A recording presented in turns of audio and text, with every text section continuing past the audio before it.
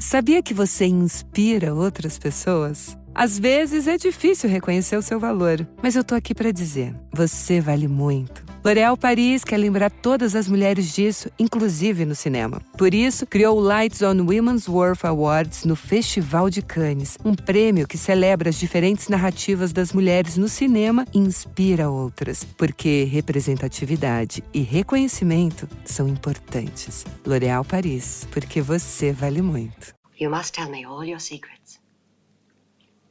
Remember, we must share everything together.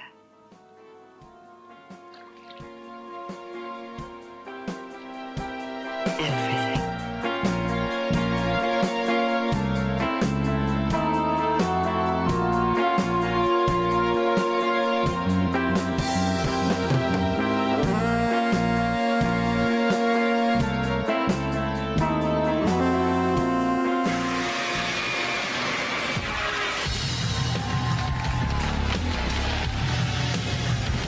So what are you going to Vegas for? You gonna win?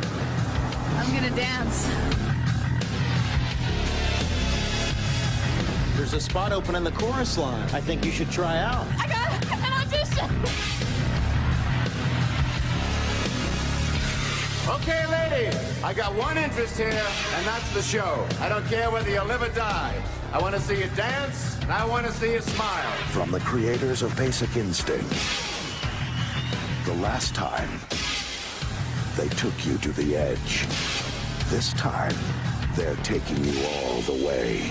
We take the cash, we cash the check, we show them what they want to see. Hello, this is Annie Rose Malaman, and you're listening to Girls, Guts, and Jello. Today, I'm joined again by my friend Sarah, and last time we talked about the Paul Verhoeven and Joe Esterhaus movie, Basic Instinct, and today we're talking about the duo's other movie, Showgirls. I don't even know how to preface that because it's it really needs no introduction.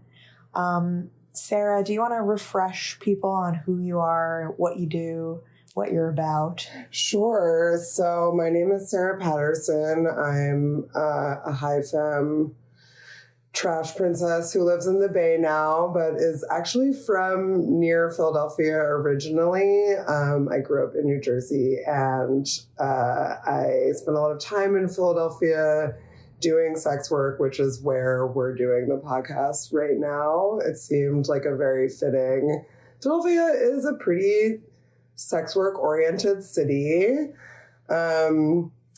We spent some time before doing the podcast going to some stripper stores and just taking in all of the trash that Philadelphia has to offer. I am here working on a book project that has to do with sex work and gay culture in Philly. So this is a very appropriate moment for us to be also discussing this trashy classic. Yes, we're both former sex workers, and we're both obsessed with glittery trash. So still and forever. Forever. And I had no idea that Philly was such a sex work capital because I've actually never been here before.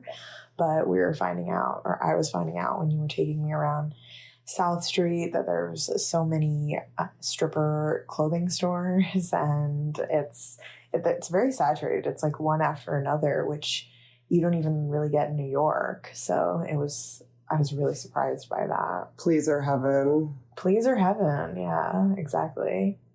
So we're talking about Showgirls today, which is one of my all-time favorite movies. I saw it late night TV, as I have with many of the movies that I talk about on this podcast. And I had always seen the DVD cover, the photo of Elizabeth Berkley where she's nude and there's a black curtain and she's stepping out from behind the black curtain. And I'd always seen that in stores. And then I caught the movie one night, and in my teenage brain, had no idea that this was a bad movie. like, I thought this was, like, really good. Oh, definitely. Yeah, I thought it was, like, one of the best things I'd ever seen. When did you see it, and what did you think about it when you saw it? Well, now I'm sort of wondering when I saw, what's the Demi Moore stripper movie? Striptease. Striptease. Which came out after Showgirls, and the marketing for Striptease, because Showgirls bombed so badly, they specifically tried to separate Striptease from Showgirls. In what way? I don't know how specifically, but that's what I read, that the marketing team for Striptease like went out of their way to separate it from Showgirls. Oh, yeah. I think actually because Striptease is marketed as more of a comedy. And Showgirls was marketed as like a hard-hitting drama. So I think that that's where they tried to separate it. Though Paul Verhoeven and Joe Esterhaus seem to think dark satire is what they're actually doing. Yeah. Yeah. Which I don't disagree with. Right. I don't honestly remember I think I may have also seen it. I want to say, right, a lot of my memories of my favorite trashy films are from late night Bravo, which I want to say is where I saw it. I feel like Bravo, pre all of the reality shows, Bravo was just an opportunity to see really campy, really out there stuff late at night that you just had like, I mean, I had uninhibited access to as like a child who hung out in her parents' basement by myself a lot late at night. Yeah, I imagine that's when I saw it. Do you remember what you thought of it when you saw it? I mean, I just remember having a fascination with sex worker culture from a very early age. And part of that was also just these pervasive questions that were things that I thought about while doing sex work too, which was like, how do women exist in the world without finding some way to profit off of their sexualization, which is just a pervasive question for sex workers and I imagine for women in general.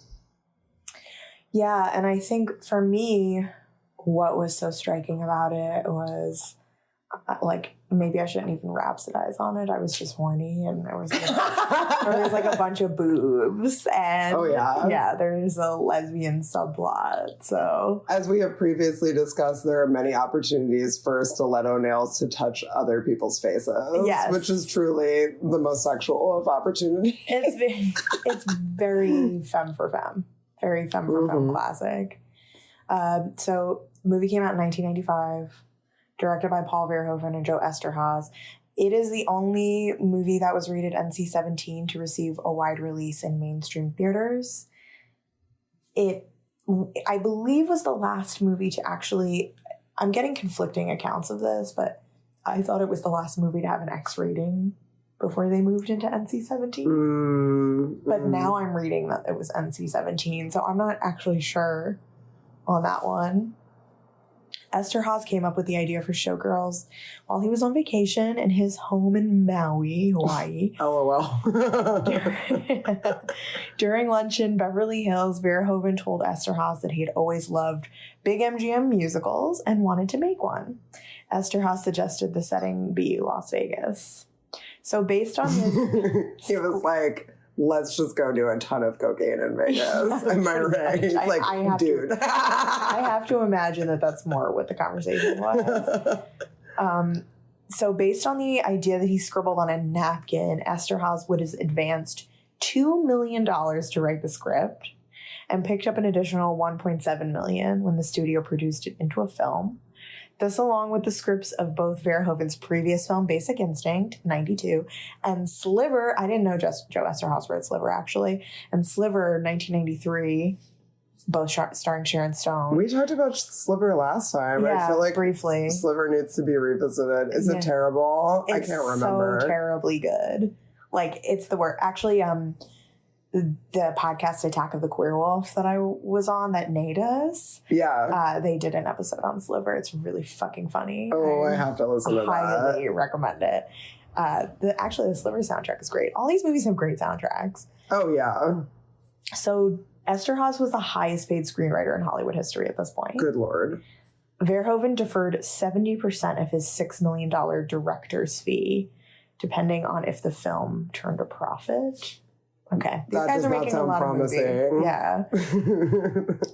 So the movie stars Elizabeth Berkley as Nomi Malone and Gina Gershon as Crystal Connors.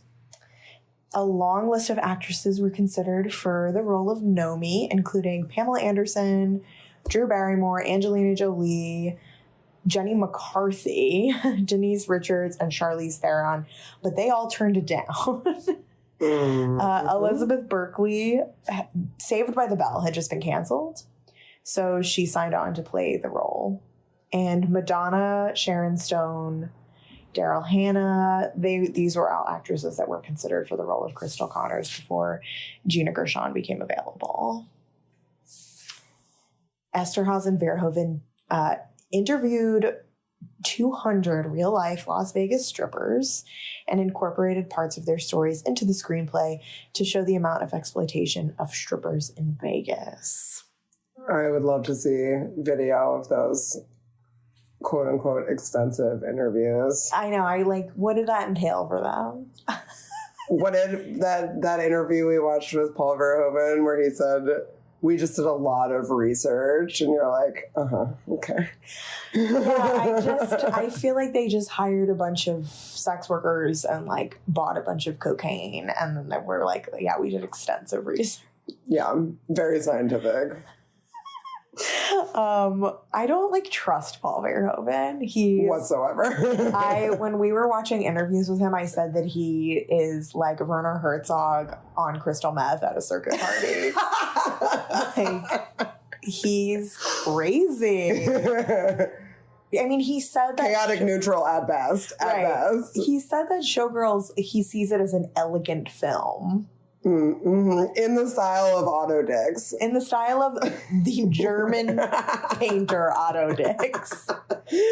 And then let's not forget that strange rant he went on about blue collar heroes. I don't even know. I wasn't sure what was happening. I don't understand what he was saying. No. Basically, no one who talks about this movie who was involved in it has any cogent thoughts about it. Gina Gershon on that panel we were watching that she did with Paul Verhoeven. At Lincoln Center. Yeah, I don't even know how to describe her presence there. She basically, I don't feel like she was talking about the movie. I don't know, it was so weird. It was just them together was very bizarre. I don't think anyone has... I think Elizabeth Berkley is really the only person who has really come to embrace the movie. Gina Gershon feels like she still kind of regrets doing it. The most interesting part to me of that interview that we watched with Paul Verhoeven and Gina Gershon was Gina Gershon keeps talking about the relationship between her and Elizabeth Berkley and how Elizabeth Berkley played the role of Nomi Malone in a different way than she expected she was going to play that role. And so she had to alter her role accordingly, but does no specific discussion of how that was changed and what that was changed to. And I'm like, are you talking about the lesbian stuff? Are you talking about Nomi being played a little naive? Are you talking about do you think that her performance was trashy?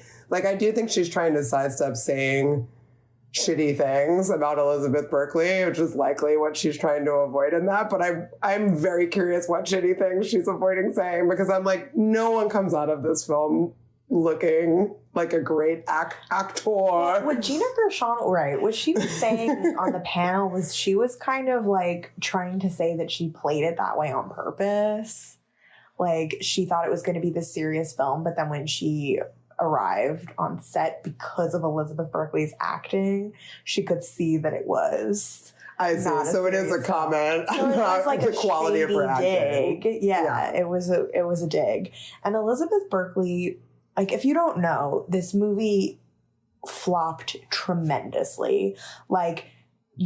We said, Joe Esterhazy is the highest paid screenwriter at this point, riding high on his career. Basic Instinct did incredibly well. despite the controversy around it. It was like considered one of the best films of the 90s. So they're riding high. They think they're like this power duo. They're going to make this amazing, hard-hitting film. Cocaine is a hell of a drug. Cocaine is a hell of a drug. Yeah. And then they make Showgirls, and it is not seen that way. People think it's sexist, exploitative, all kinds of things. They think it's bizarre, badly acted. If you haven't seen it, go watch it immediately and you'll understand what I'm talking about. Basically, like, it flopped. It received pretty much universally negative reviews. And the person that suffered the most in this is Elizabeth Berkley. Gina Gershon went on to have more of a career. Elizabeth Berkley, her agent dropped her, and other agents refused to take her call. So her career was like dead in the water. And yeah, but Paul Verhoeven and Joe Esteros are fucking fine, right? Obviously. Totally. She's really the one who had to suffer the most from this decision, her decision to do this movie. And in recent years, she's enjoyed more of a cult figure status and has embraced that. And in Hollywood, they screened the movie at the Hollywood Forever Cemetery, and she made an appearance, and people like flipped the fuck out when she came, like, and she was really moved by it, and that's great. But I feel like she's the only person that like will really even claim the movie. I don't know. Paul Verhoeven did go. The movie was nominated for 13 Razzies. Paul Verhoeven did go and accept his Razzie in person for worst director. I mean, he's just a troll. Like, yeah, he doesn't care. Yeah, he just doesn't care. You remember during the interview we watched with him where he was like, "Whatever, I made Starship Troopers." That's like it in a nutshell. Yeah. He's like, I don't care at all. Yeah, he's an absolute troll person, really chaotic person. So, the book that I'm using as sort of background for our discussion here is the book It Doesn't Suck by the critic Andrew Naiman. It doesn't suck is a line that Nomi says over and over again in the film. And the book is the case for Showgirls. So it's the case for why Showgirls is actually a very deep and good film, which I agree with. I think... I'm torn because I think Joe Eszterhas and Paul Verhoeven were like on cocaine, and I think they thought that they were actually making like a really deep movie, and I think men are stupid, and they think that, this movie about sex workers in Vegas with this trashy nudity and lesbian subplot, I think they thought they were making like great art. I don't know if I buy them saying in retrospect that it was supposed to be a satire all along. Full satire, yeah. Right. However, Joe Eszterhas did say in an interview that it was always supposed to be funny in a way. And he was like, I mean, come on. I had a line in there that said, it must be weird not having people come on you anymore. Like, of course, that was supposed to be a joke. From the owner of the strip club that Nomi first works at, the Cheetah. Yeah. So I'm torn. Like, I don't know how much I believe them, that it was always supposed to be funny. At the same time, like, you can't deny that those lines are inherently funny. I mean, there is just also this element of doing sex work is campy by virtue of doing it. And stripping, and that's sort of part of what the movie maybe both intentionally and unintentionally highlights, that at like all levels of Nomi's involvement in the sex industry, there is like camp, there is ridiculousness, there is just like too much, it's too silly, and that is sort of inherent in there already, and then maybe that's not really like, sure, maybe that's not, they lean into it afterwards as like, oh yeah, we meant to do that, but maybe it's already there. I mean, I prefer that than like some other run-of-the-mill gritty movie about sex work that has like a sad, like cool filter over it, like cool colored filter. And I prefer that. I prefer the sleazy glamour of Showgirls to that. So right, like what about a movie like The Girlfriend Experience?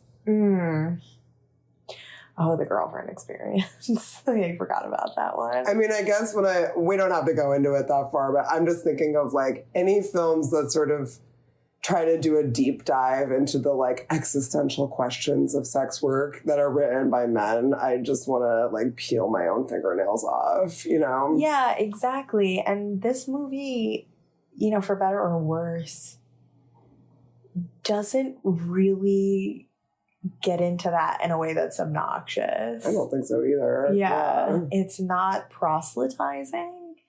It's not a morality play. It is a morality play, but it's not like basically an extended PSA on sex trafficking. Oh, exactly. Yeah. It's or which is something which is equally as annoying sometimes. It's not a quote unquote defense of sex work either, in the sense of like trying to prove somehow that.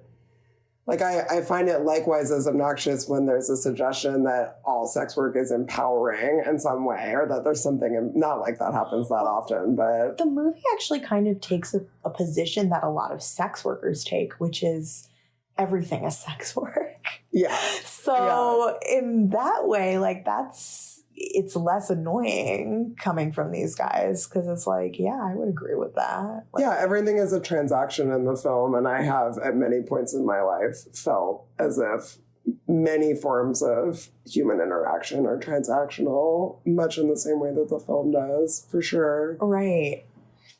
So now let's get into the plot of Showgirls.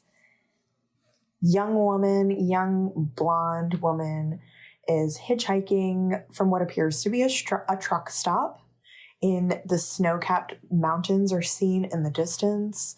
So it could be that she's in Colorado. She could also be in the Midwest, I think. She's clearly escaping something.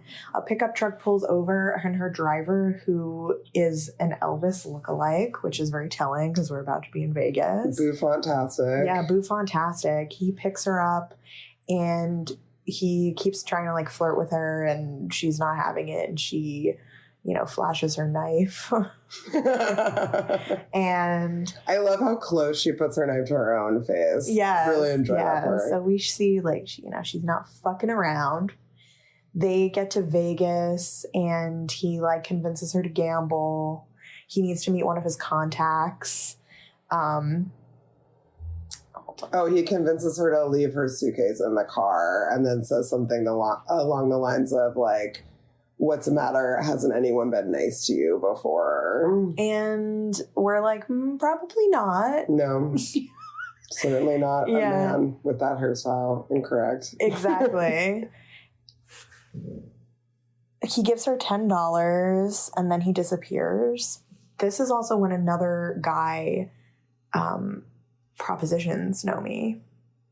So this is really interesting to me. At this point in the movie, like, we don't know about Nomi's sex work past yet.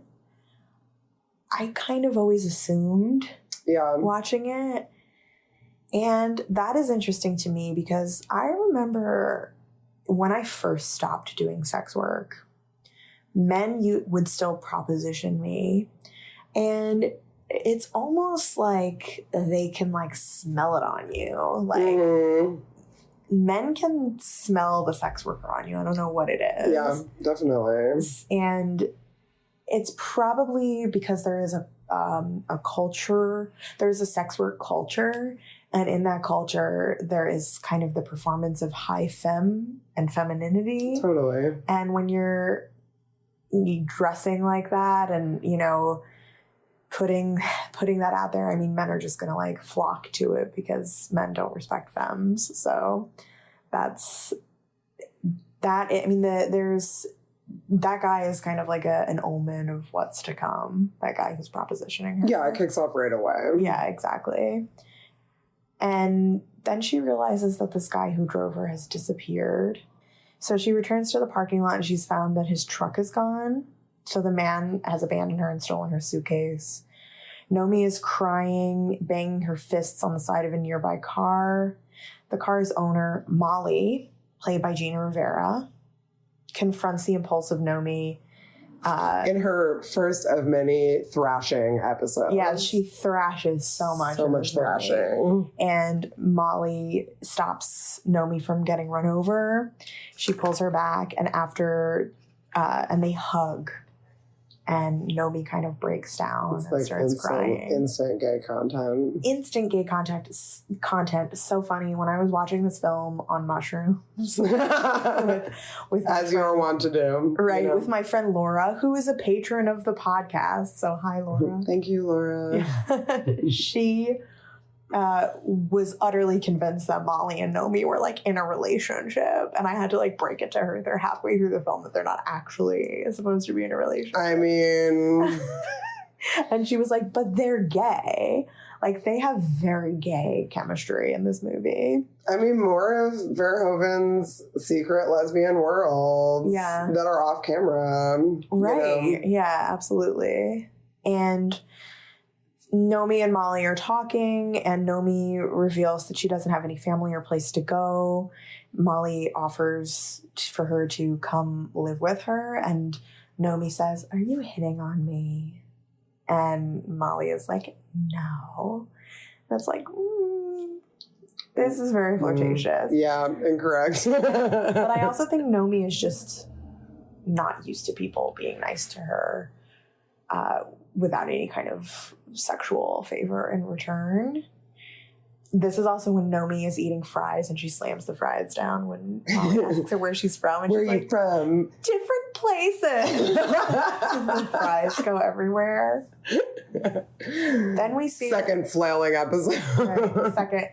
We were like doing a challenge where I was going to just inhale poppers every time Nomi started flailing, but it was too much. I would have like OD'd on poppers. 2 months later... Oh, and it's also Halloween there's Halloween decorations around Vegas. Vegas is kind of an interesting setting because it's seasonless. So to indicate time passing by in the movie, they'll put up holiday decorations at different points in the film. Nomi and Molly are living together. They are acting real gay. Nomi has a job as a stripper at the Cheetah's Topless Club, which is managed and run by this sleazy fuckface named Al, who is also the club's MC.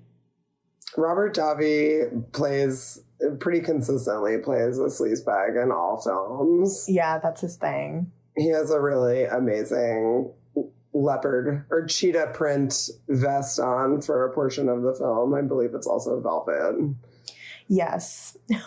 Velvet cheetah. I remember at the time when we were watching it, I was like, I used to have a dungeon manager who looked exactly like this, unironically. And so, like, point number one for this concept of, like, this idea of it being that sex work is just its own satire. It is like, it exists as satire by itself. Totally.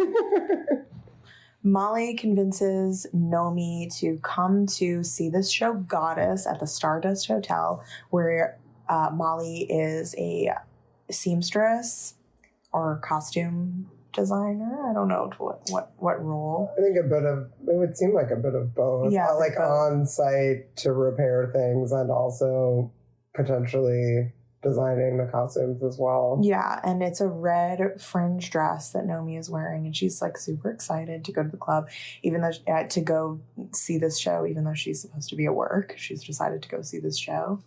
And at the show, backstage, this is when we meet some of the ancillary characters. So we meet that horrible white woman with dreads, who's going to be an important figure. Mm-hmm. I forget her name.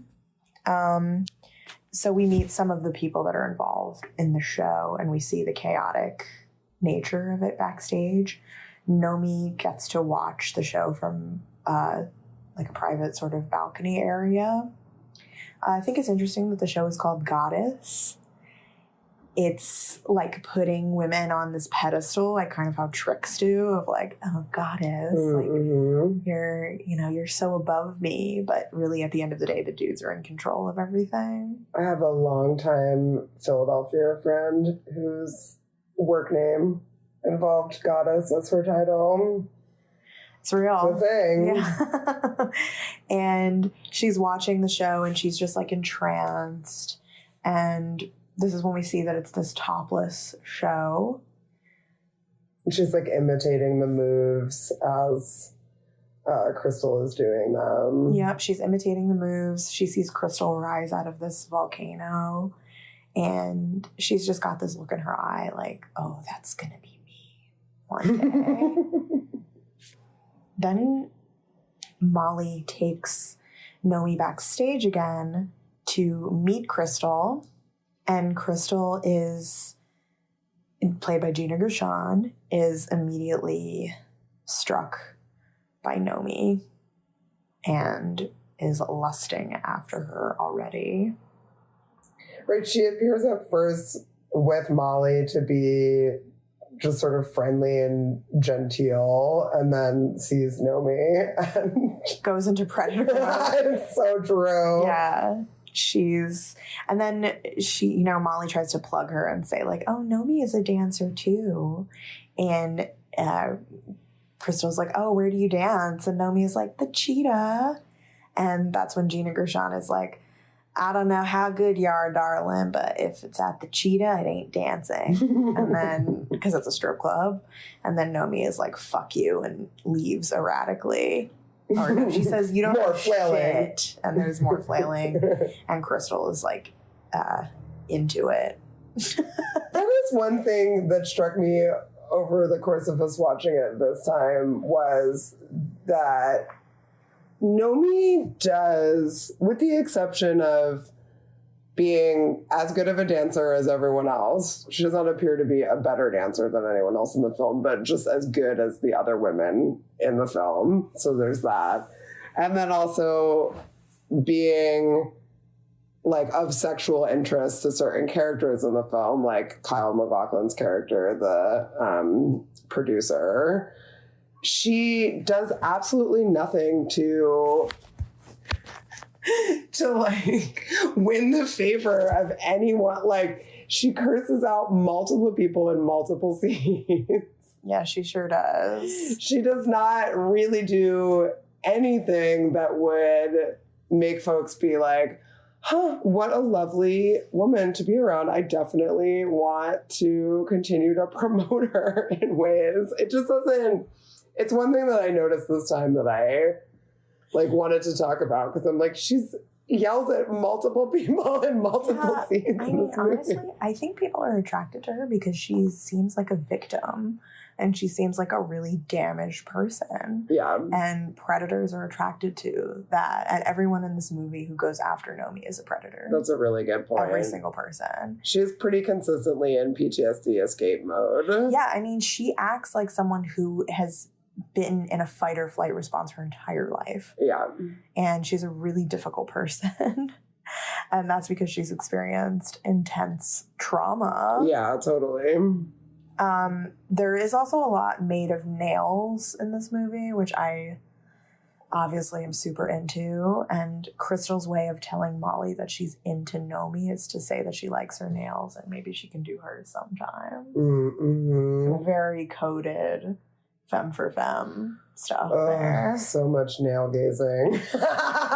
So much nail gazing. Also, hands are like lesbian dicks. So, for sure. Of course, there's a preoccupation with nails and hands, which, I don't know how intentional that was on Verhoeven and Esterhazy's part, but they, again, got something sort of correct. Well, now I can't stop thinking about that. I like hands and fingers. Oh, the quote from Sharon Stone in Basic Instinct. Really into hands and fingers. I too like hands and fingers. Right. I also, before I forget, wanted to talk about how Andrew Naiman points out in his book that Nomi's name, Nomi Malone, is basically Know Me. So the name that she's chosen for herself, we later find out, just means like no self. Like, and which is significant because she doesn't really have a personality except trauma mode. Yeah. And people are constantly projecting desires onto her. Wants and needs and desires onto her. And that was one thing that I was thinking about when you were talking about the impact of the film on Elizabeth Berkley and the accusations about the lack of quality in her acting and things like that. Because there are these moments in the film where if Nomi were a character that had a rich backstory that they wanted us to see, there would be more depth to it. And there's just like a blank slate. There are these moments where you look at Elizabeth Berkley's face and there's nothing behind it. And there is that question for me of, is this just not quality acting, or is this actually the character that we are supposed to be looking at? This character that is all action, all response, all reactivity, super traumatized. And that's what we're getting. I think it is. I think, like, as I always say, I don't think that people would have sunk this much money into a movie if there weren't intentions behind it. Yeah. I think that to say that it's just bad acting is doing a disservice to Elizabeth Berkley. I think she's a pretty good actress, and I think that she acted this way intentionally. And we also learn later, you know, big spoilers. We also learn later that she was arrested for possession of crack cocaine. So she's also supposedly a recovering addict. Yeah. Which would explain a lot of her behavior as well. I mean, she's super erratic. And she was on crack. Like, she did crack. So that has to alter your brain chemistry. And, you know, maybe I could be being too deep with it, but I just think that if you spend months preparing for a role, you're probably thinking about all of these things. Yeah, what the backstory is. Yeah, exactly. So Molly and Nomi decide to go to the Crave Club. Nomi is like pretty upset about her interaction with Crystal, and she's really triggered by the suggestion that she is not a serious dancer. Anytime somebody insinuates that she might be a quote-unquote whore, she gets really, really triggered. So her and Molly go to the Crave Club, and Nomi is dancing crazily. The scene is very much like the club scene of Basic Instinct. Dun, dun, dun, dun, dun, dun, dun, dun. Exactly. There is a bouncer named James who approaches Nomi and asks her to dance. So Andrew Naiman in his book talks about how the two closest people to Nomi who don't exploit her are two Black characters. So James and Molly are both in her life in a way that is not predatory. Andrew Naiman in his book talks about how these two characters are sort of used to position Nomi's class status. There's a lot of themes about class in this film, and using real people as symbols to me is never okay or a good idea. But I do think I think that is what they're trying to do. They're trying to position Nomi as like this working class person because of her. And then when she moves up in class, she's no longer affiliated with or close to these two Black actors. I mean, I think there's a lot to tease out in the first scene of her meeting James in the nightclub. I mean, I agree with you that he is really more of a fuckboy than anything else, but he does also present their relationship as oppositional from the get, because he says, he like tells her that she can't dance right away. I mean, he's like negging her. Right. Yeah. It's a definite, oh yeah, you can't dance, but I can teach you. So like he's already sort of trying to leverage that against her, to use her for something. It's unclear what that's for right now, besides perhaps sex. Yeah. And I think that James is also used he's compared to Kyle MacLachlan's character, right, who is this upper class white man. And James is just like more upfront about his like fuckboyishness. Yeah, totally. And Kyle MacLachlan is better at hiding it and being like super deceptive and sleazy about it. It's true. And ultimately the film kind of concludes that they're both the same, actually not even the same. Like Kyle MacLachlan is way more evil than James could ever be. And this nightclub scene kicks off the use of Black characters in the film as the ones experiencing violence. Yes, because of Nomi. Because of Nomi. Right. So a fight breaks out. It's between James and white men in the club. You see Nomi walk back from the fight occurring and she's smiling. Right. Like at the fight. She's like amused in some way by it. And then the bouncers pull her out of the club, or I think that leads to her arrest. So she ends up in a jail cell with other sex workers. Yes. Assumedly street-based sex workers that had gotten picked up that night. So it's like she's only ever a couple of steps away from her previous forms of sex work in the film. It's like one up, one down, one up, one down. Yeah. And then James, he bails her out, I guess, of jail. I guess so. I mean, he's there for her when she gets released, and he is again trying to pursue her. Still negging. Yeah, still negging. And she says a lot of like iconic lines like, life sucks, you know? And he's like, what is that, a t-shirt? And she's just like angrily stomping away in her fringe dress. He's like grabbing her. She's not having it. She jumps into Molly's car and they speed away. Molly tells her that Al, the guy who manages her at the club, is really pissed that she hasn't gone to work the night before. So now we see her backstage at the strip club. Then we meet this other woman who is also a figure at the strip club. And she is a fat woman who does like an opening act at the strip club where she pops her boobs out of her dress. And it's very, very bizarre. I don't know. What do you make of this character?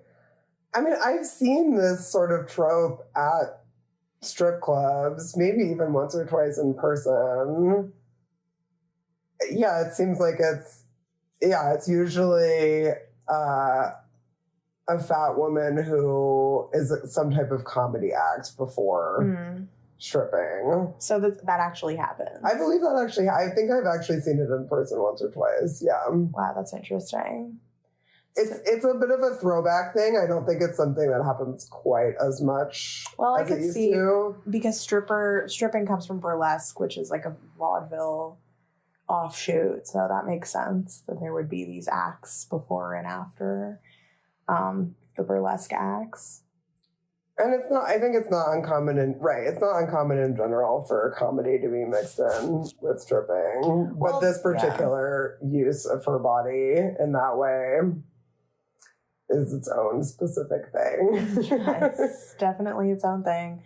We meet Penny, who is basically, as Andrew Naiman says in his book, a doppelganger of Nomi. She sort of reflects back this naivete and is maybe like a sort of a younger version of Nomi, bright-eyed and bushy-tailed.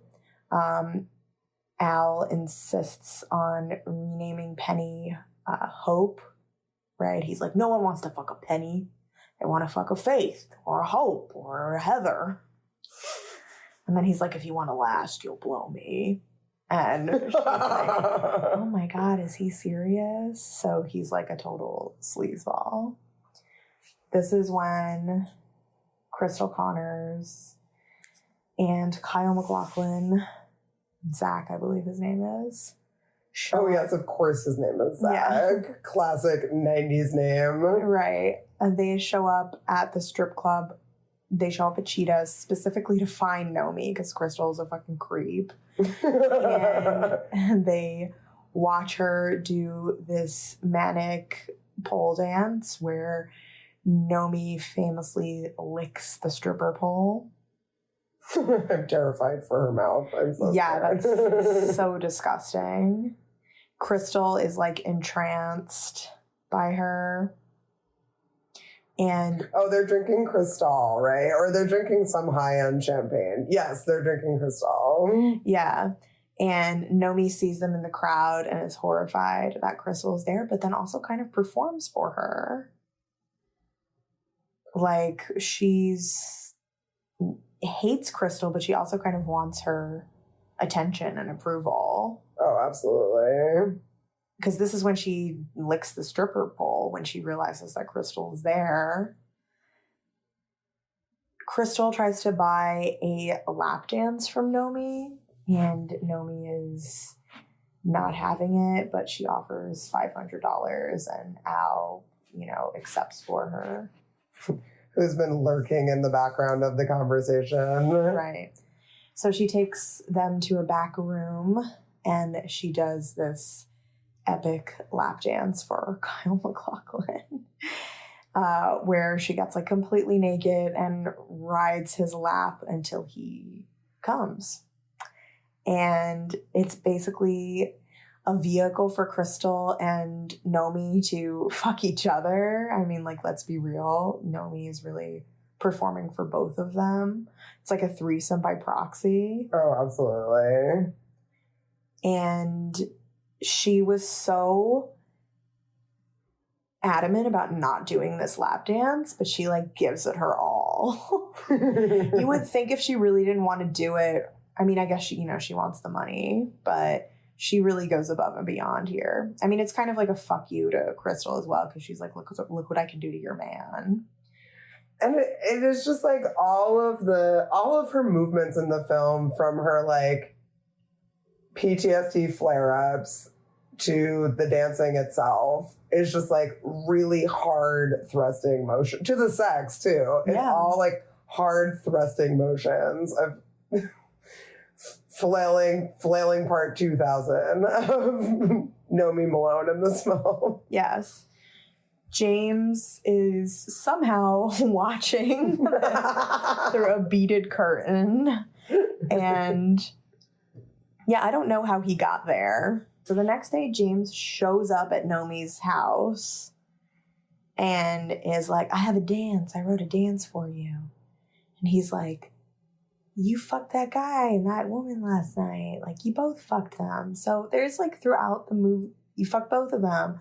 So throughout the movie, there are people that keep trying to remind Nomi that she is just a hooker. Like, to have no illusions about what it is that she's doing. Dancing ain't fucking. Yeah. But it is. But it's not. Right. Oh, and he says the line, everybody got AIDS and shit. So he's like, kind of shaming her, sex shaming her, slut shaming her, whatever. Molly and Nomi go to the forum, and this is when Nomi buys her Versace dress. Mm-hmm. She has the money. She has the money from her lap dance. And she really wants to buy this Versace dress. She thinks it's pronounced Versace. She gets it. This is also when Molly sees the poster of Andrew Carver, who is this like fictional pop star who looks like Fabio. Oh, yeah. Who was very popular at that time in the 90s. It's true. So it's very Fabio-esque. Yeah, definitely a play on that. And this is when Molly says she hasn't had sex in so long. She can barely thread a needle anymore because she's masturbating so much, is the implication. And she wants to fuck Andrew Carver, so that's like her fantasy fuck. That night at the club, Nomi is dancing again. She does a very lesbian dance with Penny, and which kind of reinforces their relationship to each other, their similarities, seeing them together like that. Lesbianism has been used by men historically to tie two women together thematically. Lesbianism is used by men very commonly as like a motif, not as actual representation of lesbian sexuality. So one of the guys from the Stardust who was with Kyle MacLachlan and Crystal asks Nomi to come to this audition, and Nomi is like, she sent you, didn't she? And she's pissed off about it because Crystal is like trying to get her claws into her. So Nomi now goes to the audition to be an ensemble dancer and goddess, and she's caught off guard because at the audition, the gross, callous director, Tony Moss, refers to Nomi as Pollyanna because of her outfit. Like she whatever. Right, like she looks more conservative as compared to the other dancers. And that's going to be significant later, considering what's revealed about Nomi at the end of the movie. Nomi dashes backstage and removes her blouse and dances in her underwear.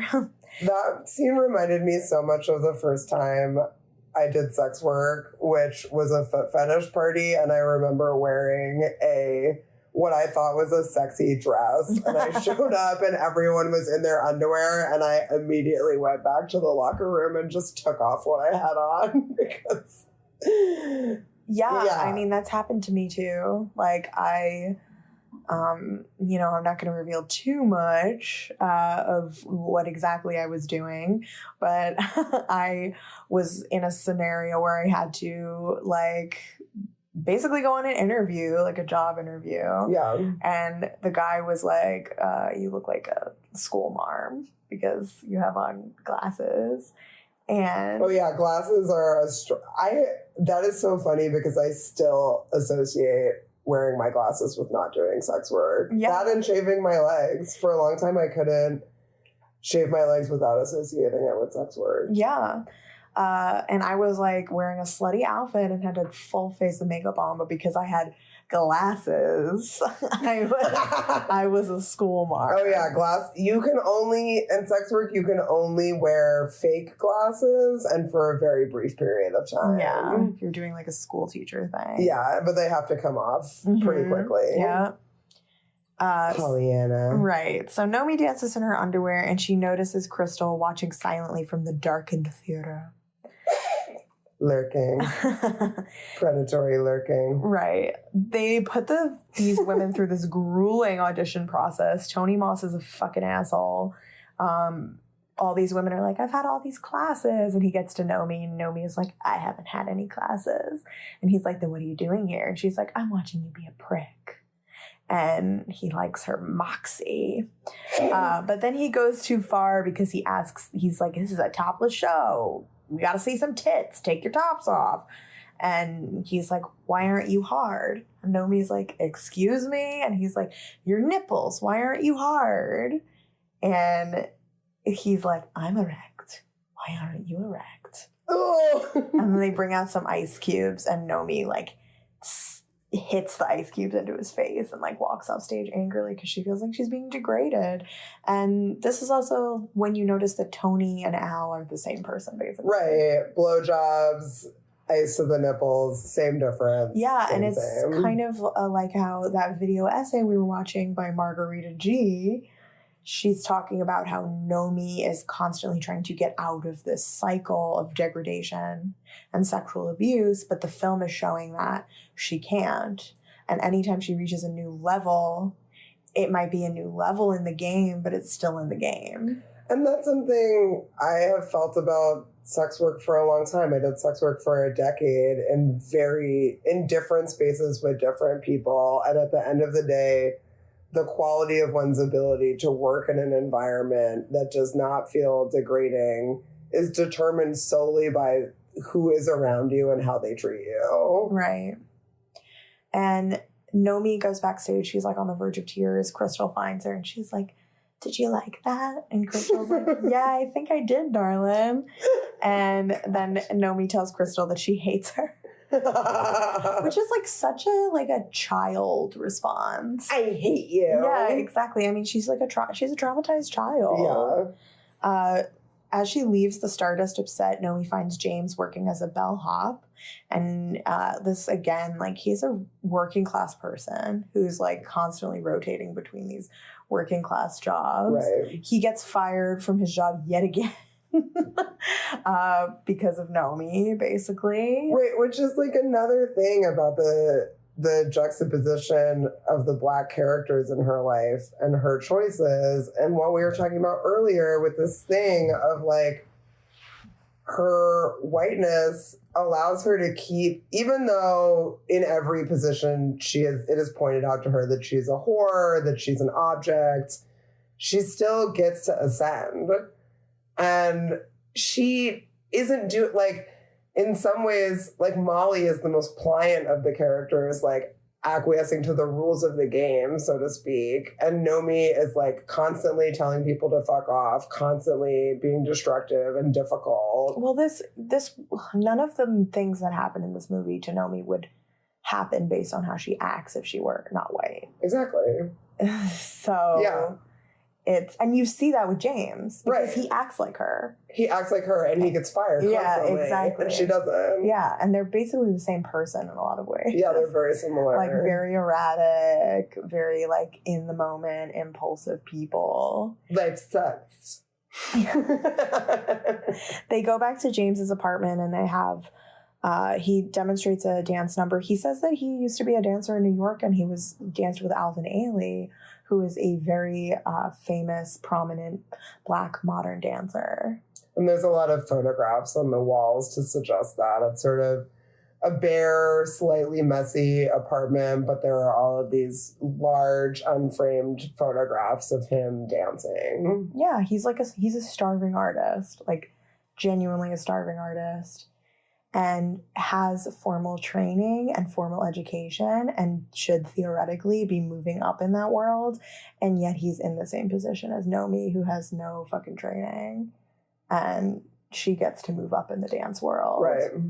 And it's also kind of implied that James is just not a sellout also. Like, he sort of refuses to... He's like, believes in his art. Yeah. That's what his private dance number is. Like, he wants to make it as an artist, and he shames Nomi for moving up in this horribly exploitative system. But the only thing that Nomi has to work off of is her, like, almost at times aggressive sexuality. Yeah. It feels weird to use the word aggressive there, but I just keep thinking of how much flailing she does in the movie. So no, it's super aggressive. They have like a intimate encounter where they almost have sex. And then Nomi's like, I have my period. And then James puts his hands down her pants and like sees blood on his fingers. And she's like, see, I told you. And this to me, the first time I saw it was like, whoa, like you never actually see menstrual blood in movies. Yeah, or someone be like, check, just like she suggests that he check that she's on her period, which happens, which is like, right, that is like a very real life thing that so rarely makes its way into a movie. Yeah. And he's like, well, so what, I got towels? Which is also like a very real life thing. Also a thing. Yep. But like all of her potential moments of intimacy or vulnerability in the film, she runs off and hails a cab. Exactly. And is out of there in a matter of seconds. Yes. And he's like, I see you. And she's like, you don't even know me. And he's like, but I see you. And it's just kind something of along the lines of like, I see you hiding from yourself. Yeah. Which he's like, it's like a corny thing to say, but he's also not wrong. Yeah, absolutely. So despite the audition, Nomi gets the job and immediately quits the cheetah and mouths off to Al one final time. and she excitedly rushes over to James's place to tell him about her new job, but she finds him having sex with another woman who it's Penny, one of the former co-dancers at the Cheetah. Her even more Pollyanna doppelganger. Exactly. And he's like, you and me, we ain't got no ties. And she's like, I guess you're right. And leaves. And then he says something you hear him say something that he said to Nomi to Penny. So we're like, okay, so James is kind of an asshole. Oh, he also says, like, I got a problem with pussy. Which, like, I have to point out is really fucked up for a number of ways, because it's like this really over sexualization or hypersexualization of the only black man in the movie. Like making him into this philanderer and this cheater and this person who can't control himself around these blonde white women. Right, especially when he's obviously a foil for Zach, the Kyle MacLachlan character, who seamlessly moves from one star to another. Right. Yeah, they're very much linked in that way. There's a lot of... But the difference is that Zach moves up and the other character moves down. Yeah, absolutely. Yeah. There's a lot of doppelganger stuff in this movie. Like Crystal and Nomi are also doppelgangers. And when I say doppelgangers, I don't mean they actually look alike. I just mean that they're supposed to mirror each other's path, like in life. Like a doppelganger theme, usually one of the people, it reflects everything that's wrong with the other person. Yeah. So, yeah, and then James and Zach are maybe not doppelgangers, but like you said, foils to each other. Yeah, and I mean, we'll get to this later with James's character, but it's like James's choices increase his failure, whereas Zach is completely above the ability to fail. He is at a point where failure is like never going to happen for him. Right. It's just impossible. Yeah. Unless he like embezzles money and gets caught for it or something. Right. And he's flanked by other white men who are doing the exact same thing he's doing, and they're all supporting each other in doing that. Right. So meeting with the producers of Goddess, Nomi wears the brand new dress that she bought at Versace. And here Nomi inadvertently reveals her uneducated upbringing when she mispronounces her Versace dress design as a Versace in front of everyone. And no one corrects her on it except Zach, who tells her that she looks beautiful and she has great taste. He does do a number of bizarre things in this film, and I wonder what you think about it too, where it's like there's a part later where he's making a phone call and he says, oh, I got an MBA for this. And she's like, what's an MBA? And so part of me is like, is he just trying to enter her into a conversation that she's not prepared for? Does he give a shit about, is he grooming her? I think he's grooming her. Yeah. I think James at one point calls him a pimp. And that's really what he is. Yeah. He grooms women to sell them. That's like what a pimp does. Yeah, yeah. So James sees that and he's right. And then we also see like Nomi goes to personnel and she doesn't know, like have a social security number or family members to put down as her emergency contact or anything. So she's like a Nomi. Like she's a personless person. She doesn't have family, anybody who's going to be looking for her. Afterwards, Crystal calls a truce and takes Nomi out for lunch at a fancy restaurant. And essentially are like one of those restaurants that's inside the casino still, though. Like, you know, when you go into a casino and there's just like that giant courtyard rotunda, whatever the fuck in the middle. And then there's like all those restaurants off of it. It's like they're inside the casino still. Yeah, it's like a fake painting of clouds and sky. They discovered that they have similar backgrounds. Both have had troubled and unhappy childhoods and left home at a young age to make something of themselves. Crystal's deeply flirting with Nomi. She's like, you have nice tits. Oh, and they don't forget that they bond over doggy chow. Yeah, they bond over having enjoyed doggy chow when they were poor, like eating doggy chow and actually liking it. Crystal calls Nomi a whore again, and Nomi angrily denies it.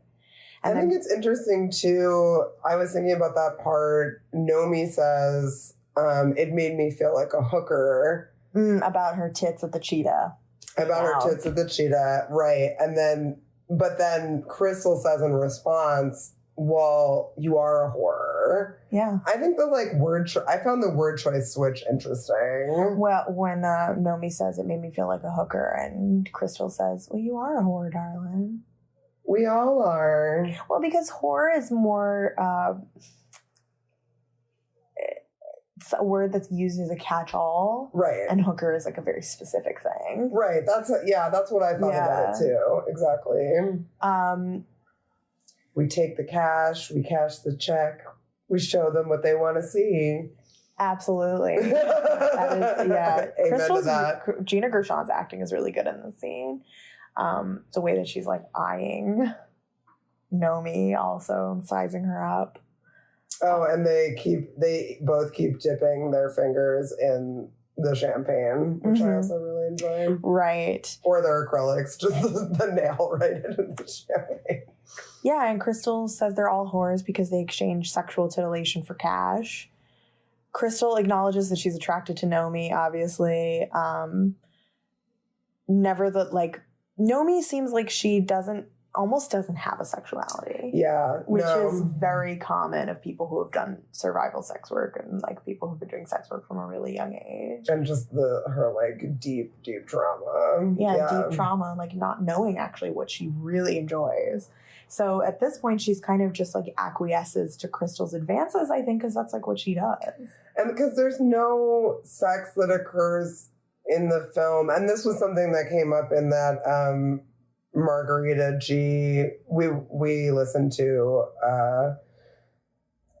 something called Is This Fantasy, which was like a YouTube video that someone made discussing different aspects of the film. And that's one point that she brings up, which is that what she compares a sex scene that Nomi has with Zach to the time in the cheetah when she gives him a lap dance. But you can also compare the sex with James to, I mean, I know they don't have sex, they're just dancing, but all three of those sex scenes are all her performing. They're not her having sex.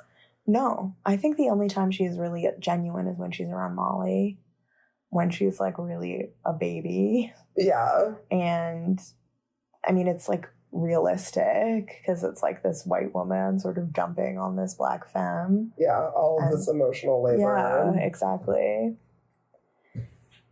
So she allows Crystal to engage her in this erotic dance alone at the Stardust Theater. And Crystal picks out music and like takes her top off. Yeah, Crystal rips off Nomi's top and caresses her bare breasts, puts her hand on her neck, and she leans in for a kiss, and then Crystal sneers at Nomi and says, "See, darling, you are a whore." There are so many moments in this movie where people are touching her breasts that she does not want touching her breasts. Yeah, and she doesn't protest because she's just accustomed to it. Yeah. Nomi storms out again in a fury, and then from this point on, the two are rivals once more. And Crystal repeatedly takes malicious swipes at Nomi on and off stage in a never-ending attempt to portray Nomi as a cheap whore, including sending Nomi on a promotional appearance with Zach's assistant, Phil Newkirk. Just another piece of trash white man. Yeah. Like, just garbage. And Crystal knows from experience that Nomi is going to be approached to have sex for money at this convention. She thinks it's going to be like an easy $1,000, but there's more to it. And Nomi furiously rejects Phil's proposition. And then she mistakenly thinks that she has an ally in Zach, who pretends to chew Phil out over the incident. But then once Nomi leaves, calls Phil and is like, haha. Like, it is a really incredible use of a flip phone in this scene. He's like, I'm calling from the stage. Yeah. Like, calls on his flip phone, and then Phil, number one, in what universe would that man show up like 2 minutes later? Right. Seriously. Right. Where were they? He was like, literally would have had to have been next to the stage for that to happen. Literally. Yeah, that's when Zach is like, I got an MBA for this. And Naomi is like, what's an MBA? But he's like attracted to what he perceives as her unintelligence. He's into it. He sees her as like this bimbo that he can exploit and take advantage of. Absolutely. So one night, Nomi agrees to a car ride from Zach, and they end up at his large estate outside of the city. Nomi seduces Zach, and they have sex in his swimming pool. It's a very, very famous scene. Nomi has sex with him the exact same way that she humped him during the lap dance. Yeah, if you've ever seen a dolphin jump through water, you sort of have an idea of. I mean, number one, it looks like she's backwards drowning for half of the scene. She's flailing violently. All I keep thinking of how bad it is for people to have sex in the water. I just keep thinking about that feeling that you get when you jump in the water and your nose fills with water. Yeah. That's all I can think about in that scene. Yep. And no there's condoms. like a waterfall and she's like thrashing into the waterfall. I know, it's insane. So then the next morning, but we see there that the sex again is also a performance. Oh yeah, it does not look intimate at all. Mm-mm. So as Nomi leaves the next morning, Zach mentions to her that there's an audition to be Crystal's understudy. And he tries to get her to stay. He tries to get her to stay. To like fuck more, I would assume. Yeah. And she's like, no, I gotta go. I already called a cab. And he's like, send the cab back. And she's like, no, I'm not gonna do that. Which is actually probably the most chill version of her escaping that we've seen through the movie, because normally she's like, I gotta go. Yeah, well, she's more in her element now. She knows how to deal with a trick. Yeah. And she's like, no boundaries. We're done here. Yeah, exactly. We've had sex for one evening. Yeah. And earlier we forgot to mention that there's a rivalry between two other showgirls that is kind of mimicking the rivalry between Crystal and Nomi. And it led to an onstage sabotage incident where the horrible white showgirl with dreads throws these loose beads down on the stage. And one of the dancers, a man, is holding up this woman that she has a rivalry with and drops her, and the woman breaks her leg. Yeah. And this could not have been thought about by Paul Verhoeven or Esther Haas. I don't think that they are this deep. No, most likely not. Yeah, but the fact that it's a white woman with an appropriate hairstyle injuring a black woman is deeply significant to me. Like, whether it was intentional or not. Right. It is, like, it feels crazy that it's not intentional, because why does that woman have that hairstyle? It's random. She's the only white woman in the movie with that hairstyle. I mean, the only thing I can think of is the like sort of Bo Derek popularity of that hairstyle amongst stupid white women in the mid-90s. But like, that still doesn't. But why that character? Why that character? Yeah. And again, like, this is another example in this movie of a black person experiencing like the brunt of the physical pain, like the actual, not just emotional pain, but like literally physically being harmed in the film. Yeah. And so that happens, and Nomi sees it happening, and she doesn't say anything about it. And it's perhaps the only person who saw the entire turn of events. She saw the dreadlocked white woman throw the beads. She saw the black woman fall. She had an opportunity she was directly asked at one point, like, if she saw anything that happened, and she doesn't say anything. Exactly. And this is when like the white woman with dreads aligns herself with Nomi, which I said to Sarah when we were watching it, like, you fucked up if that person likes you. Yeah, that person's like, oh, we're cool now. Cool. Yeah, like, you fucked up. No. Literally. So Then this is when Nomi tries out for the position of Crystal's understudy. At the audition, Crystal senses a shift in the energy, and Zach suggests that Nomi be Crystal's understudy. The choreographer agrees that Nomi has heat. She prowls. Lord. Right.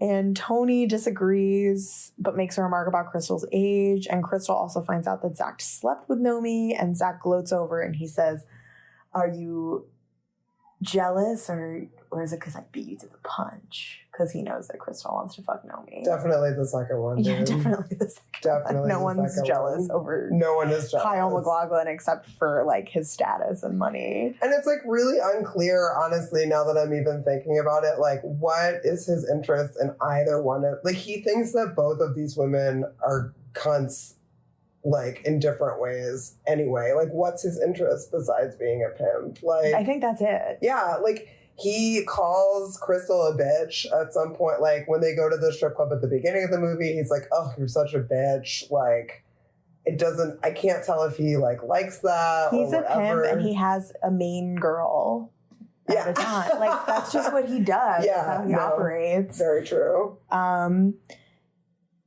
So Crystal finds out that Zach slept with Nomi, blah, blah, blah. When Nomi gets the position as the understudy, Crystal is furious, and Nomi feels she finally has the upper hand, but Crystal threatens to leave the show and sue the producers, so they feel like they can't do anything but reverse their decision. Nomi's furious. Her clumsy grab for power has alienated most of the other dancers except for the white lady with dreads, and now Crystal seems to be in control again. Nomi goes to see James perform his dance and music number at the Crave Club, where he and his co-dancers are booed off the stage. Yeah, it's pretty brutal. And then they immediately switch off the music and switch over to being like, now the strippers are coming out. Don't worry. Yeah. That was annoying. Right.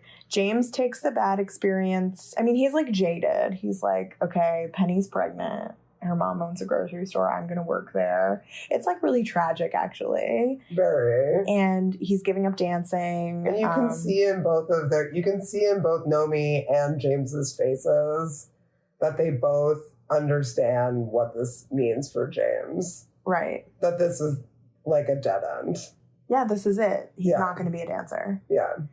And Nomi bids him farewell. And then during the performance of Goddess that night, there's the BDSM fetish dance. Okay, there's so many good dances in Goddess. So many good outfits. There's the one where it's like, na, na, na, na. And Crystal is like taken up into the heavens and they're all in those glittery ball gowns. Oh my God, I love those glittery ball gowns. Yeah. They're my favorite. Yeah. I really love any of the ones where there's like tracks of glitter in their hair or gemstones. Like those are amazing. Yeah, and they always have to like, it's so funny because they all have on heavy faces of makeup, but the makeup is different for every scene of Goddess. So it's like, how are they changing their makeup? I have no idea. It's like so improbable, but I don't care. And then of course there's the BDSM fetish kink section of Goddess. Where everyone is in leather. There's like lots of simulated sex. Yeah, there's so much cunt smacking. Yeah, Crystal comes down. Cunt smacking in this part. Crystal comes down from the ceiling, like suspended by her wrists. Oh, that's right. Yeah. And everybody is ripping off her clothes. Yeah, sadomasochism. People are on motorcycles. Oh God, I forgot about that part. Nomi and Crystal are like doing some sexually charged duet together, and Crystal's like taunting Nomi, like tripping her on stage. Oh yeah, like drops her on her ass at one point, picks her back up. She leads her off the stage and she's like, "Come on, slave girl." And then Nomi pushes Crystal down the flight of stairs, which leads to the dressing rooms, injuring her and sending her to the hospital. That looks brutal, those metal stairs. Yeah. Molly knows that Nomi pushed Crystal, but another dancer, the white lady with dreads, backs up Nomi's story that it was really an accident and pretends that she saw the whole thing. So now that Crystal can't perform, she's going to be in the hospital for a while. Nomi ends up getting Crystal's lead in the show, where she makes a debut and is suddenly the talk of the town. Nomi Malone is goddess. Exactly. Molly has deduced that Nomi actually pushed Crystal and confronts her with the truth, but Nomi just refuses to admit it, and she's like, she fell. And Molly is like, wow, okay. We were both like, the moment, that feeling when you realize you're in an abusive relationship and you're just like, okay, I gotta go.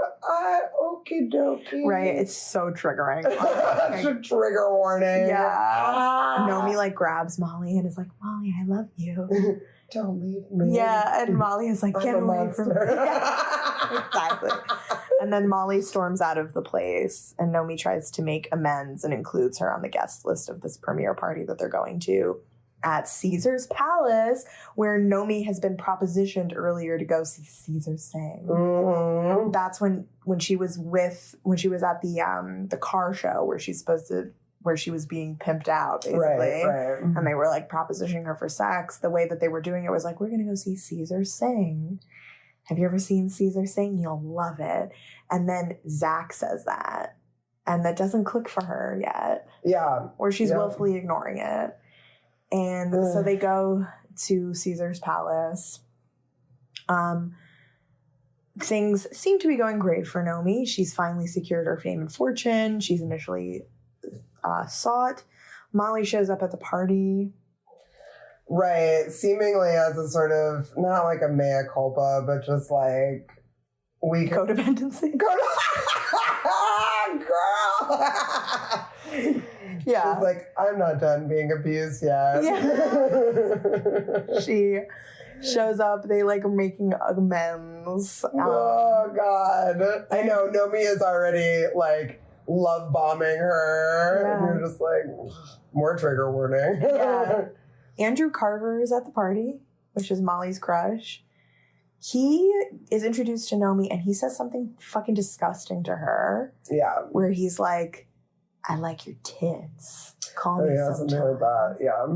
And she still sets him up with Molly, which this is my like 1,000th watch of this film, and this really disturbed me more than it ever has. I mean, and it also is like, it just goes along with the whole like PTSD thing of like seeking safety in unsafe places, like not knowing what's really, like not knowing how much danger you're really in, like narrowly escaping violence or experiencing violence. And yeah, I mean, as we've already talked about, like Black characters, and specifically the one Black female character there is another Black female character in the other dancer who also gets really hurt. But like the actual, I mean, Molly as like one of the primary characters of the film is like constantly serving as the stand-in for the violence that happens in these dangerous circumstances, that they're consistently in dangerous circumstances. Yeah, and so she introduces Molly to Andrew Carver, who brutally rapes her, along with his 2 security guards. So he takes her upstairs, and they brutally gang rape her, and it is hands down the worst rape scene I've ever seen in a movie. Like, it's awful. It's so fucking hard. It's really, really fucking disgusting. It happens at the highest point of the movie, like when Nomi has supposedly achieved everything that she's wanted to. And this, Molly's fantasy of being with this celebrity and Nomi's fantasy of being this star both get tarnished at the same time. And I don't know, it just doesn't sit right with me that like Molly has to be so harmed in order for Nomi to like come to this realization of everything being fake. It's like, did she know the whole time that this was like, I don't know. I think Nomi is like Margarita said in that essay, like naive to everything that's going on and doesn't see it as an extension of like her traumatic life until this moment. Yeah, I mean, it's interesting because it's like there's a flip-flop, right? Because the first portion of the film is Molly supporting Nomi in getting a home, in getting a job, in like her getting more success in her life. And then it's sort of after Molly realizes that Nomi is actually a piece of shit who would like let a black woman get hurt and not say anything. Then it switches where it's like Molly agrees to come to this party where she's not safe, where neither one of them is hypothetically safe, but the person who ultimately gets hurt, really, really, really fucking hurt, is Molly. Yeah, and she stumbles out into the party, like bleeding, and passes out on the middle of the floor. Yeah, it's really awful. And I mean, Paul Verhoeven is a pig. Like, he and Joe Esterhazy, like, they have rape scenes in so many of their movies, and I can't justify this scene. Like, I understand what it does narratively, but I find it like one of the more, and I can stomach a lot, and I find it like one of the more like upsetting things that I just can't ever get behind or feel okay with in a movie. Yeah, on this watching, it really just hit me in a lot of ways of just how culpable Nomi is to so many of the things that happen. And she behaves as if she's sort of this free agent. But Molly is behind the scenes supporting her in all of these ways. And the one time in which she could have looked out for her, she doesn't. Exactly. So Molly is taken to the hospital to treat her injuries, and Zach tells Nomi that they will give Molly some money to keep her quiet, that their primary interest is in protecting their high-profile celebrity clients and not in seeking justice for Molly. And he's like, if you like her, I'll make sure he gives her enough money she can open a dress shop. Which I personally, in the back of my mind, I was like, that is the least that you owe her, Nomi, is to like get her a fucking fat fucking check. Like, what the fuck? I know. It's like, ugh. Like, if, you know, and all of this talk about this is like a running theme question too, of like this concept of trying to get out of a state of being perceived as a hooker or being perceived as someone who like does all of this transactional shit. And then when push comes to shove, it's like, here is actually an opportunity for certainly not justice, but some form of retribution for your friend who now I assume has like a lot of medical bills. And like, what the fuck is she going to do when she gets out of the hospital? She certainly can't fucking, is she going to go back to working at Goddess? She can't. Like, exactly. It's like, I always thought I was a monster for being like, I would take the fucking dress shop, but honestly, yeah, like... No, she needs a dress shop. Yeah, exactly. What is she get? Like you said, what is she going to do? Go work back at the Stardust? Like, no. So Nomi decides to make an anonymous phone call to the police, but then Zach confronts her with the truth that he's discovered her and that her real name is Polly Ann. So that's why she reacted so crazy when Tony Moss called her Pollyanna. Mm. And Zach made a background check on her, and because she was arrested at the Crave Club a few weeks ago, he's got her fingerprints and everything, and there's a police file containing all the truth about her. And we find out that she is a runaway, a former prostitute named Polly Ann Costello from San Francisco. And back in 1989, at age 15, Polly's father murdered her mother and then killed himself in a drunken rage. Polly then ran away from foster home in nearby Oakland the following year and has drifted around the country ever since. She changed her name several times and has been arrested for several times for an assortment of crimes ranging from possession of crack cocaine to solicitation and assault with a deadly weapon. So, I'm hoping that was the Switchblade, but that's just me. Right. To go with the Siskel and Ebert reference to bitch goddesses with knives. Yes, I forgot about that. Yeah, that's what they called it when this came out.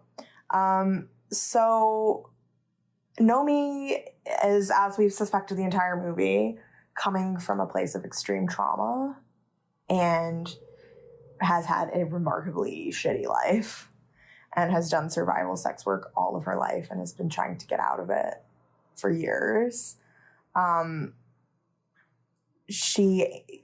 Zach puts his hand around her neck and is like, you're going to make a lot of money for the Stardust. It's a really intense close-up. It's really intense, and she's like crying. And then he says, tell me, what did you charge when you were hooking? And she's like, 50, 100 sometimes, because she's a straight up survival worker. And he says, you have low self-esteem, babe. You're a fantastic fuck. And then she smiles at him and then spits in his face.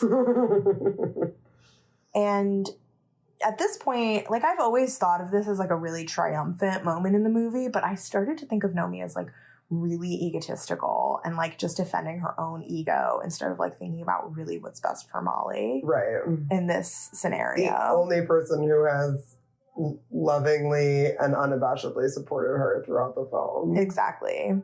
Now that she's been confronted with her past, she's frightened at the selfish and greedy person that she's become. And Nomi decides to pay a visit to Andrew Carver. She gets all dressed up. She puts on her war nails.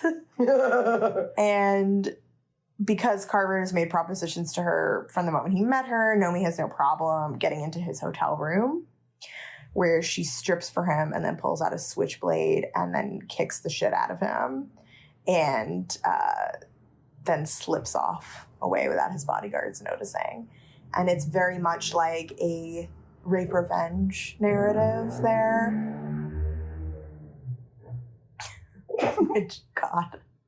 Which is, a very common exploitation film trope. So it sort of pushes this movie into this like 70s exploitation film aesthetic almost in that scene.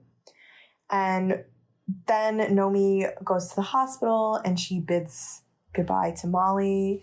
She says, She brings her a teddy bear. She brings her a teddy bear and she's like, I went to see Carver. I kicked the shit out of him. And this is when I was like, okay, but what's going to happen to her when she gets discharged from the hospital? Yeah. Like, Nomi has decided to leave Vegas. Like, by kicking the shit out of Andrew Carver, like, she's completely ruined any possibility of her, like, continuing to be in this production. The dress shop's not happening. The dress shop's not happening. Exactly. Like, she's burned every single bridge she had in Vegas and is, like, back to square one. And I just kept thinking, like, what is going to happen to Molly when she leaves the hospital? Who's going to take her home? What is she going to do for work? That's all I kept thinking. Yeah. And then she leaves Molly and she's like, I love you. And I'm like, if you love her, why are you leaving her? Yeah. And it's because Nomi just like is manic and traumatized and like goes from place to place, and that's all that she's ever known. And that's not entirely, I mean, right. So it is simultaneously underscoring it's underscoring number one, Nomi's selfishness, Nomi's racism, and then also the way in which trauma functions, which is that, like, when you're constantly in a traumatized state and you're never really out of spiral, you can really only ever think of yourself anyway. Yeah, exactly. But before she leaves the hospital, she goes just down the hall to see Crystal, who's laid up in bed, recovering. Somehow in the same hospital. Right, surrounded by flowers. And Crystal says that she knows that Nomi tripped her, but that she's not going to say anything because she needed a rest. And she also reveals that she's like, well, how do you think I got the part that I got? So it's like a vicious cycle. And she says there's always someone younger and hungrier than you coming down the stairs behind you. disposable women in sex work. Yep. Aging out. Yep. And then they say they have a very long, passionate goodbye kiss before she leaves. And Crystal is very touched by it and tears up, which, I don't know, what do you make of that?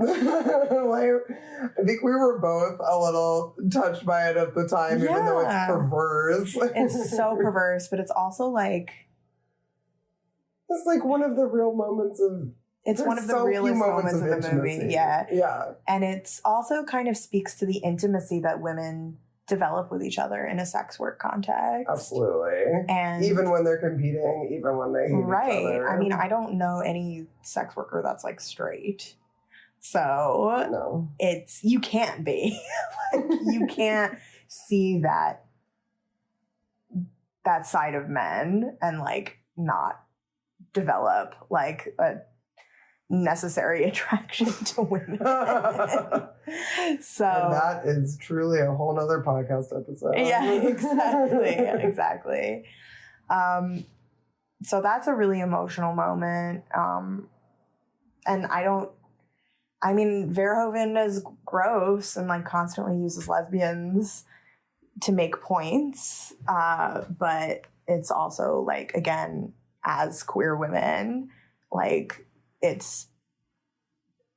I feel it and I understand that moment of the movie. Then the movie comes full circle. Nomi is hitching a ride to LA with the very same guy that robbed her in the beginning. And he doesn't realize it as at first. Yeah. And she pulls a knife on him and attacks him and demands her luggage. And then the camera zooms out and we see like this poster of Nomi Malone as goddess. And behind it is a sign for LA, which is 500 miles away or something. Yeah. And then the film ends with a Susie and the Banshees song. Also forgot to say that the music for this movie was written by Toni Holiday, who is the lead singer of the band Curve, and she denounces this film. She was like horrified when she saw it. Whoa. Yeah, she was like, she thought it was going to be this like really smart sex commentary, and she thought it was like this absolute trash. So I agree with both of those statements. So that's Showgirls. The best and the worst. Best and the worst. Is there anything else you wanted to say about it? Oh my goodness. No, I think we have covered some real ground here. Yeah, exhaustive. So thank you for listening.